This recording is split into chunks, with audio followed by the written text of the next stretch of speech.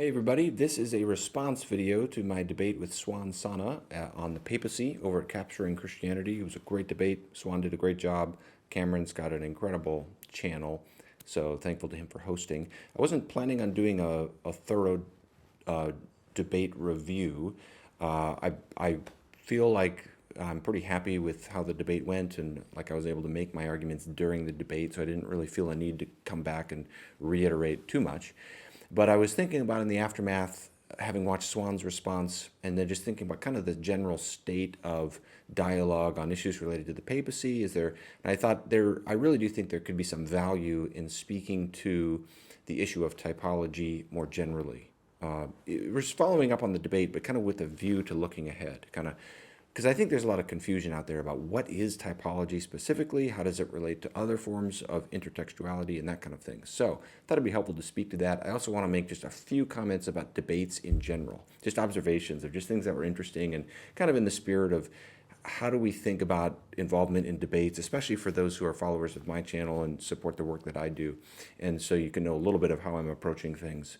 I thought that could be helpful as well. You can skip that part and just get to the more specific responses to typology and the timestamps if you want. And if you're new to my channel, welcome. I do apologetics stuff. I do theology. Especially, I've been interested in ecumenical theology, so I do a lot of stuff engaging with Catholic and Orthodox points of view. I'm a Protestant Christian, and my channel is devoted, hence Truth Unites, to trying to take an irenic approach to those conversations without backing off from defending contending for the truth as much as I am able, trying to do so while maintaining friendship as much as possible. The word irenic, people always wonder about that. It means aiming for peace. It doesn't necessarily mean peace at all. In fact, it doesn't definitely mean peace at all costs, but it means aiming for peace. So if you're interested in all of that, I'd make sure to subscribe and hit the bell, and we can stay in touch. All right, here's some general thoughts about debates. It really is interesting. The just kind of psychological dynamics to debates. They're very intense. And one of the things I observed this time that kind of deepened a thought in me that I thought, okay, this is helpful to think about for how to approach these things going forward, because Lord willing, I'll continue to do debates, was here's what happened. So during the live stream, the first half of my opening speech was just skipped over somehow. And that was nobody's fault. It was just a weird, YouTube was having issues. Cameron does such a good job at kind of fixing that. So he had it recorded. He was able to fix all that. A separate video came out, so he did awesome in fixing that. But it was interesting because it was just so funny, the timing that got excised. Like literally, it was uncanny. I planned on my opening speech 18 minutes. It was like 20 seconds to say thanks.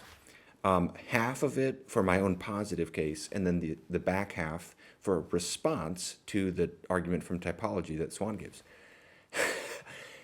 Almost to the second, it skipped from my thanks to my responding argument. So the entire, first 8 minutes or something of my positive case was removed. And again, it's like no big deal. It's fixed now. But here's what was interesting that I kind of thought was useful to reflect upon is that it did not hinder anyone on both sides from pronouncing a verdict on the debate in the comments initially during the live stream and then for the first like 4,000 viewers or something like that. And I thought that was interesting, and it made me think of another anecdote that a friend shared with me where they watched, I think it was also between a Protestant and a Catholic. They watched a debate, went to Applebee's afterwards, a bunch of Protestants sitting at the table talking about the debate, and then they realized a bunch of Catholics are at the next table talking about the debate. And my friend said that he overheard both groups talking like it was so obvious that their side had won. Like all the Protestants were saying, oh man, that was just, he just skewered the Catholic, And all the Catholics were saying, same thing, he just skewered the Protestant. And I'm sure a psychologist could explain that. I've thought about that a lot, that it is so interesting the way we tend to respond, because debates are very intense. There's kind of a charged atmosphere to debates. And I think my own approach is, I know some people think, debates aren't really valuable, and I can understand that perspective. My own approach is I do think there's a place for debates, mainly just because I think there's a lot of different people out there who benefit from different approaches, a lot of different issues that benefit from a different approach to them. So I kind of take a shotgun spread you know, do whatever will fit the occasion approach, So I think debates can have value. I think there's a place for them. I actually find debates less stressful. They're more work, but I find them less stressful than informal dialogues usually. Obviously, it depends on the topic, how much do you already know about it, who you're talking to, that kind of thing. But I find debates in general less stressful and more comfortable. I actually feel pretty comfortable during debates because they're timed. And that's just, it just evens things out in terms of talk time, as opposed to a more informal dialogue where if the other party doesn't have a sensitivity to kind of the back and forth of conversation, because I'm not a very aggressive person in how I communicate. So if I get interrupted, I'm never quite sure, like, when should I interrupt back? I don't want to get avalanched and not get enough talk time, but I also don't want to start interrupting back and then it escalates the conversation, and it's tough to know when you cross over the threshold there and it becomes less irenic, So those are tricky things. And so then you have to think about that on top of the content while you're having the dialogue. In a sense, debates are more relaxing because it's like you just get your 18 minutes or your 15 minutes or whatever and you do your thing. And obviously there's the Q&A and that kind of stuff too, but still. So debates in a sense have some benefits, I think. I also think debates, and this is what I want to say from this, debates also have some temptations in ways that they can appeal to our flesh rather than the spirit within us. And they can become more about winning. They can become more about ego. They can become more about, you want to skewer the other side. There's ways that can really become uncharitable so easily. It's almost like, to keep it charitable and cordial is almost like you're balancing on the edge of a knife, where you're trying to be sufficiently forceful and at the same time cordial. And it's a very tricky balance. And I have not figured it out, but I'm working really hard to try to explore that and how to do that. And I at times I do wonder and worry if I am trying too hard to be charitable, because that's so important to me, or if I'm overly charitable, but I would rather err in that direction, because I know how easy it is for it to become uncharitable.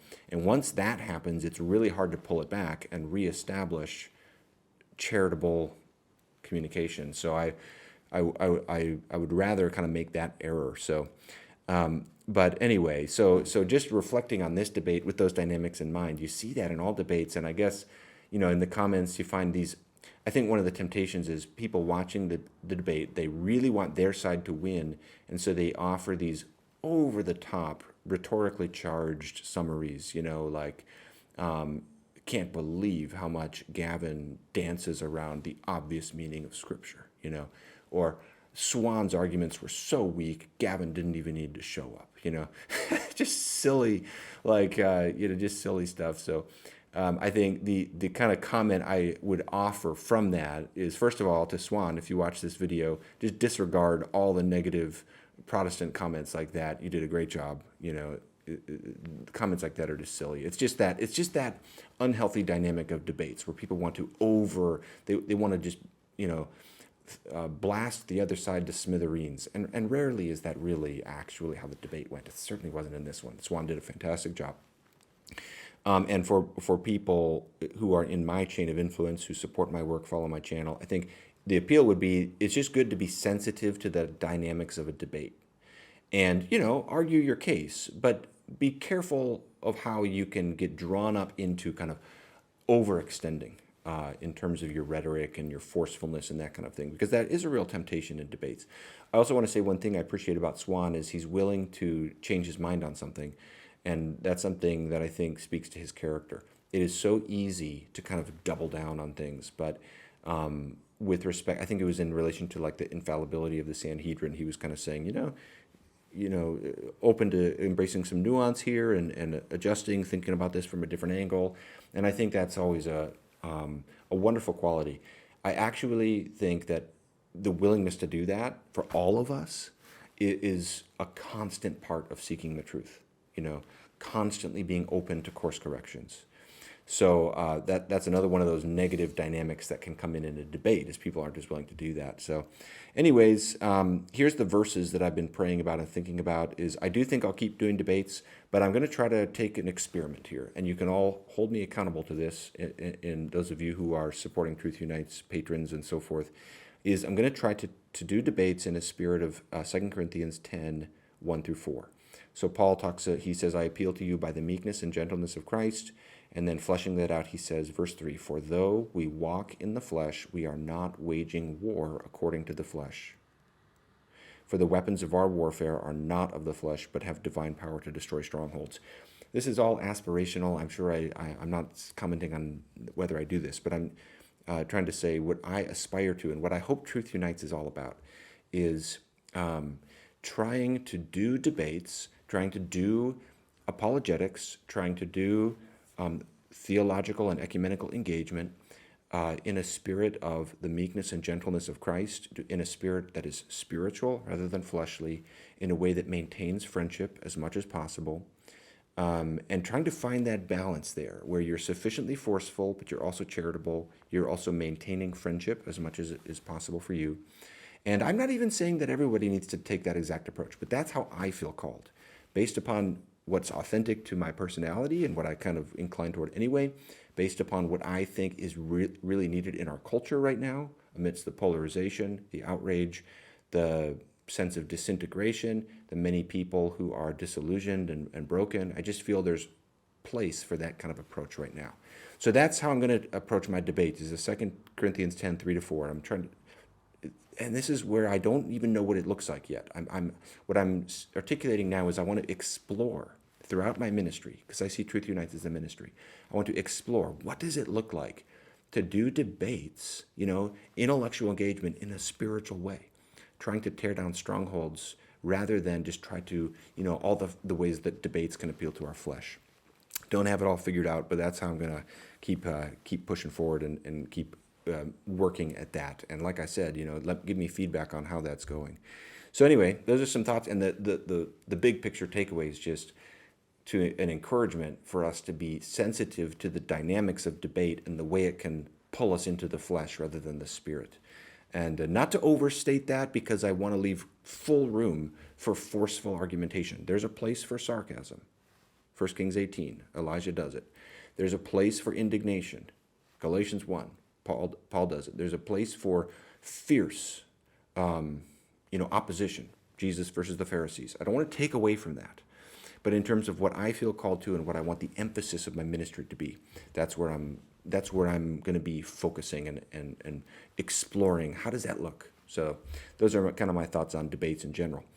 Okay, let me give some thoughts about typology. I think there's a lot of confusion out there about what typology is. I do find it surprising when people find these typological arguments persuasive, but I do think, a lot of people just have never thought about typology. They've never really thought through, how is typology different from other forms of intertextuality? So they can hear an argument for intertextuality and immediately start going the full length in terms of, okay, this is typology, and then all whatever someone might draw out of that, they might just think, wow, that must be valid, because they've never really thought through these specific categories before.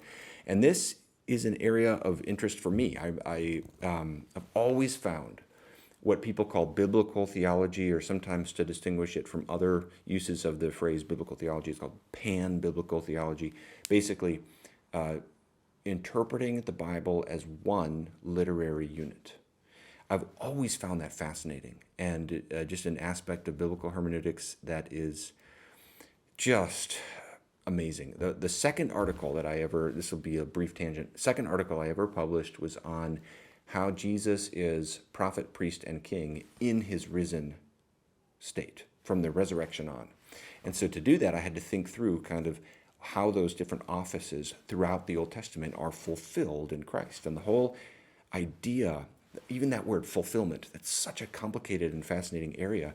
And one of the things that's been deepening in me as a conviction since then is that it really is valid to see echoes and see development and see unity and coherence in the Bible as one story. I actually think you can make a good argument for biblical inspiration from that. So if people are wanting to learn more about this, Greg Beale has been the biblical theologian above anybody else who's had the biggest impact upon me. This is a great book that he edited with Don Carson. It's a commentary on the New Testament use of the Old Testament, but he's done so many other things. He has a book on a biblical theology or pan-biblical theology of the presence of God, starting in Genesis 3 and Garden of Eden, through the tabernacle, the temple, the incarnation, John 1, Jesus tabernacled among us, same word, and then Revelation 21, the presence of God in heaven. And it's just fascinating, all the connections. And I remember reading through that and being convinced at a pretty deep level, there are these valid connections that it seems as though the biblical authors are deliberately trying to say, though obliquely and not directly. And he's got a fascinating book on that. Another book that I read in connection to that article, I spent way too much time on that article. I kind of overworked on it. But I'm glad I did because I learned so much, is this book by Stephen Dempster. And the whole series that it's in, the New Studies in Biblical Theology series, is really fascinating. This one it's called Dominion and Dynasty, a Theology of the Hebrew Bible. It's going through the whole Old Testament and basically talking about land and lineage. How are those themes developed in a kind of coherent way from start to finish? It's absolutely fascinating. And once you start thinking like that, you see all these connections. Like, why does the book of Ezekiel end with this focus on the temple in Ezekiel 40 to 48? Once you've thought through Greg Beale's categories of starting in Genesis 3, ending in Revelation 21, things like that, so much in the biblical story starts to make more sense that before that is kind of puzzling. So anyway, all to say, this whole area of how the Bible functions as a unit, how the New Testament fulfills the Old, the various forms of intertextuality that there are, is one that I think is really important, is really interesting. And so I'm very burdened that people understand it accurately and know how to categorize the problems when there's kind of a sloppiness in movement from one form of intertextuality to another. So let me just reiterate some of the some categories here for us. So intertextuality is a broader term that has to do with how two different texts relate. So intertextuality could involve allusion. The book of Revelation, one scholar has estimated that 70% of the verses in Revelation are alluding to the Old Testament, especially the prophets like Isaiah and Zechariah and Ezekiel. It's like there's like 404 verses in Revelation. Somebody once went through and made the case that like 260 of them are, something like that. It's just amazing. It can be explicit citation. There's various kinds of different citation. And one of the areas of intertextuality that you can find is typology. So typology is when there's a person, an event, an object, a place that sets up a category or expectation that is then related to a later person, event, object, place, etc. in a subsequent text. It's a very flexible category. There's all different kinds of typology. A type-antitype relationship. So the type is the first, the antitype is the second. The type-antitype relationship can be contrastive. So like the Adam and Christ typology is one of the clearest in the New Testament, Romans 5, 1 Corinthians 15, where there's connections made, there's continuity, but then the emphasis is on the discontinuity. One trespass, one act leading to death for all, another act leading to life for all. There's the man of dust, the man of heaven, the first Adam, the last Adam, all that kind of stuff. So there's a contrast from type to antitype. And it's kind of, the reasoning is kind of a how much more. If the first Adam did this, how much more will the second Adam do this? So that's one way typology can work. But there's all different kinds of ways typology can work. One of the famous types in the New Testament is Jonah being swallowed by the fish as a type of Christ's burial. And Jesus calls that the sign of Jonah. Now there, the discontinuity is really obvious because being swallowed by a fish, the similarity would be the time frame. But in almost every other way, those events are different. But Jesus establishes a connection between them. So one of the things, in my debate, I had sort of three categories of argument. My first point was that we can't assume that intertextuality means typology. There's various forms of intertextuality. It's not the same thing as typology. Typology is the more specific category. Then I said there's concerns of typology running amok. There's a concern of misusing typology, and I gave 4 ways that can happen. Arbitrary pulling from the type, selectively applying to the antitype, mishmashing various different types together, and then lack of historical precedent. Those are my 4 concerns about typology run amok. So first argument, you have to distinguish intertextuality and typology. Second argument, you can't misuse typology. And then the third argument was, no matter how much free rein you might give to the typology, if you give full freedom to pull as much as you want from the type and apply it however you want to the antitype, it still doesn't actually entail the consequent. There's nothing, even if you combine all of these Old Testament types with maximal freedom and liberty, it still doesn't actually get you to a Petrine ministry with succession, infallibility, supremacy, etc. So just to develop this first point a little bit, Suan was making the argument that there's a scholarly consensus on typology. And I said several times in the debate, but I think there's still confusion up to the present moment, that the scholarly consensus is on intertextuality, not on typology. There's an assumption that those two things are the same, and the whole thing I keep saying is we need to distinguish those. So Suan will quote, he quotes, for example, Craig Blomberg, who says the keys to the kingdom in Matthew 16:19 almost certainly is based on the identical metaphor in Isaiah 22:22. R.T. France, who says Isaiah 22:22 is generally regarded as the Old Testament background to the keys here meaning Matthew 16, and Patrick Gray, who says many scholars discern an allusion to the ancient Israelite practice of the king granting authority to a prime minister, etc., etc. And of course, this is a confusion of typology with intertextuality, because none of those scholars mention typology. None of them mention, Peter as the new Eliakim or something like that. What they're drawing attention to, which I think is right, is the language of Isaiah 22 and the rabbinic language more broadly from elsewhere, Josephus, for example, of binding and loosing, is being employed in Matthew 16. So, Gray's word is allusion specifically, but textual allusion or the usage of prior language is not the same as typology. So like to parallel examples here. Suppose someone quotes John 13:18 and says, I'm not speaking to all of you, I know whom I've chosen, but the scripture will be fulfilled. He who ate my bread has lifted his heel against me. Okay, this is Jesus speaking about Judas, of course. And he's quoting from Psalm 41:9 here. That's the scripture he cites, where David says, even my close friend in whom I trusted, who ate my bread, has lifted his heel against me. Now, if someone said, aha, see, we've got a type. The type is David's friend, the antitype is Judas. And then they start to do work with that theologically. You'd say, hold on, this is a textual citation. It's a fulfillment of this verse. That's not necessarily typology. You need to do further work to show that typology is the specific kind of intertextuality in view here. Or, think of Revelation, like among the many allusions, one of them is the lampstand, which is drawing from Zechariah 4. There's the 8 night visions of Zechariah. The one in, I think it's like number 5 maybe. If you've never preached through the night visions of Zechariah, if you're a preacher, that's a really fun part of the Bible to preach through.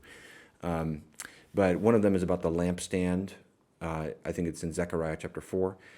So if somebody were to say, there's a lampstand here, there's a lampstand here, typology. There's the type and then the antitype, and then they start doing work with that.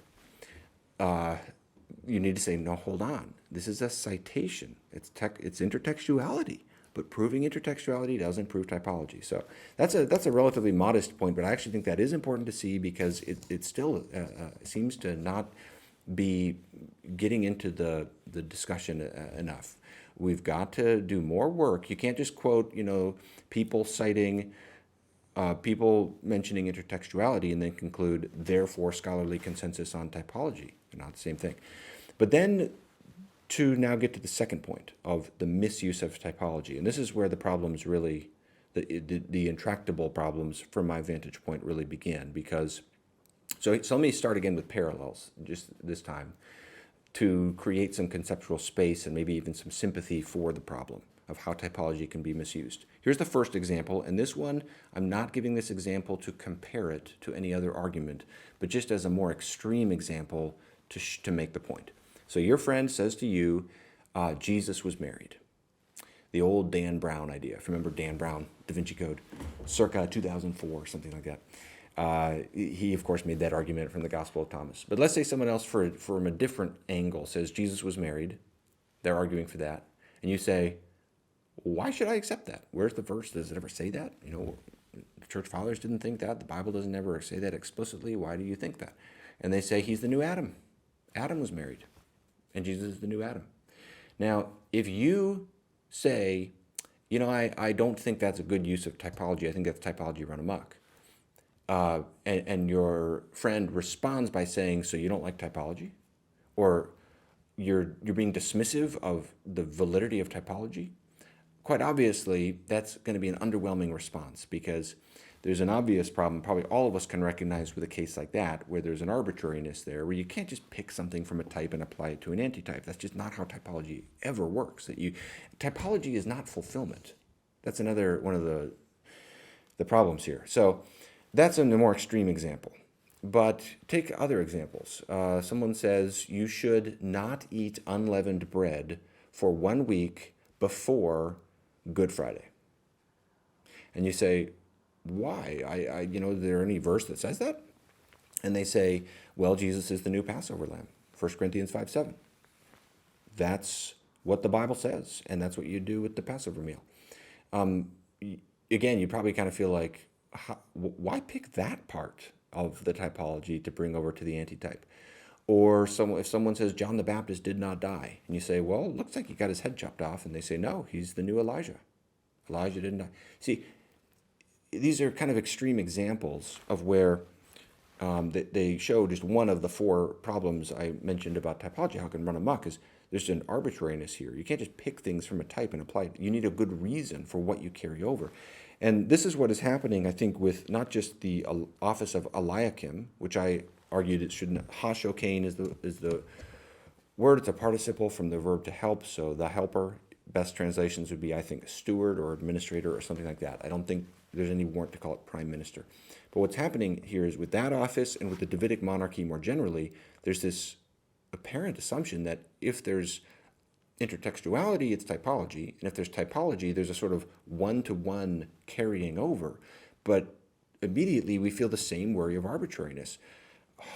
What aspects of the office do you carry over? Because it's not the same as the papacy. And why not all the other offices? So, we could say, someone could say, I mentioned in the debate, someone could argue the Pope has military powers and a charge of territorial expansion because he's the fulfillment of this office and other offices that had such a charge, like the office of Joshua. Or someone could argue that papal succession should be biological because the monarchy functioned like that. Again, mishmashing one office with another there. Or someone could argue that we need to have two secretaries in the church alongside a prime minister because 1 Kings 4:1-6, it lists all of Solomon's high officials. Let me just put these verses up and I'll read them. It says, Solomon was king over all Israel, and these were his high officials. Azariah, the son of Zadok, was the priest. Elihoreph and Ahijah, the sons of Shisha, were secretaries. Jehoshaphat, the son of Ahilud, was recorder. And it goes on listing a bunch of armies. Finally, in verse 6, Ahishar was in charge of the palace. That's the term, that's the office there that is one of the predecessors of Eliakim, the person over the palace. So the question that very quickly comes up is, why are we including some offices in the Davidic monarchy but not others? And again, it gets to the arbitrariness of picking and choosing, and then the selective applying, and then the mishmashing of different offices, and all the other problems. And then, as I said, there's the further problem of even if you give the typology free reign, it still doesn't get you to the consequent, because Eliakim's office was not an infallible supreme office at the top of a hierarchy. So those are concerns. I hope that's helpful for people out there. I do think there's a need just for further work in this whole area, just to understand more concretely, what is typology? How is it different from other forms of intertextuality? How do we use typology well? What are the things we can derive from typology? And when we do so, how do we do that in a hermeneutically responsible way? Hey, if you found value in this, give it a like and subscribe. I'd love to stay in contact. I'm doing videos about once per week. The next one I'm going to do, I think, is going to be titled C.S. Lewis's Most Underrated Book. And I can't wait. You can maybe guess what the book is I'm going to talk about. It's one of my favorite books of all time. I'm really excited to do that. So that'll come out in the next week or two. Hey, thanks for watching. If you made it to the end here, God bless.